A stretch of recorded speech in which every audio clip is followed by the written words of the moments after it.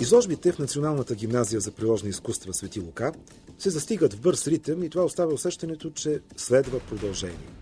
В случая обаче такова е и заглавието на новата изложба. Тя представя произведения на ученици от различни училища по изкуствата в България.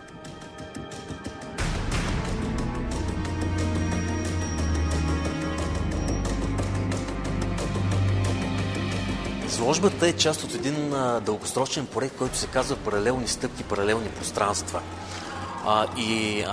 Следва продължение, всъщност една от спирките на този проект, който извървя един доста дълъг път. Започна още есента на 2011 година в Национална гимназия за приложни изкуства, тренерска школа в град Трявна, премина през доста места и сега в момента тук гостува тази изложба, която представя резултатите от различни изяви в този проект.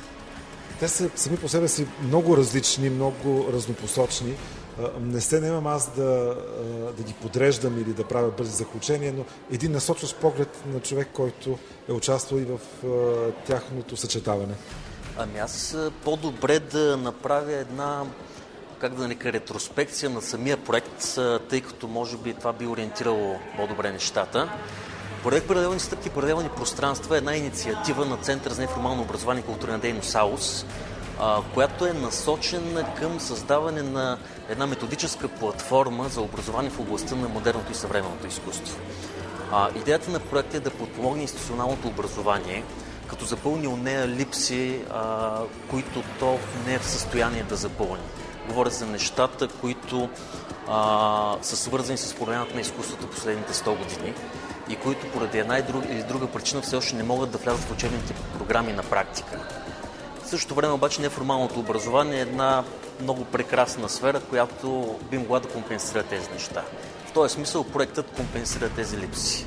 Идеята му е на принципа на кампанийни изяви, в случая workshop, презентации, изложби, да се организират как се нарича, по-скоро различни мероприятия в сферата на художествени практики, актуални за 20 век, които не са сегнати в учебните програми. И на базата на модули, които ние повтаряме в момента в художествените гимназии в Троян и в Трявна, ние запознаваме учениците с тези практики. Предполагам, че тези млади хора, които участват със своето тук, с изключително внимание и любопитство посрещат тази инициатива, този проект. То е доста атрактивно за тях, тъй като е първо нещо, което е доста по-свързано с съвремието, времето, в което ние живеем. От друга страна, това са и неща, които до голяма степен са им външни, чужди. До момента нямат информация за това, освен може би по история на изкуството, някакви споменавания.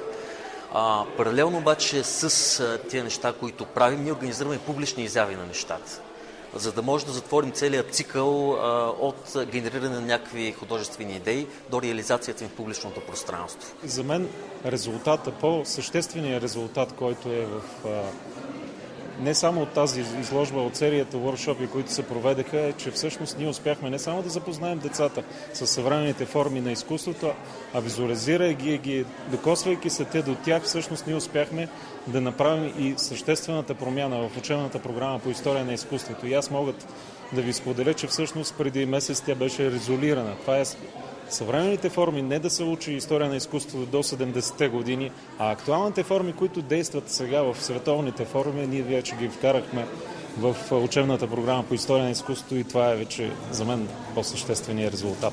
Разбрах, че вие сте един от авторите на това, което върви на екрана. Да ни разкажете кои са другите и какво е то? Това е арт-инсталация, правена е лятото, заедно с ученици от Трявненската школа на приложната гимназия и от Пловдивската гимназия. Нарекахме я 5 към 5 памет и преход. Провокираха ни от фондацията с материалите мястото и това, което направихме, да намерим своето място между галерията и паметника. Използвахме обемите и композицията на паметника и вътре ситуирахме своето изкуство и своето разбиране за изкуство.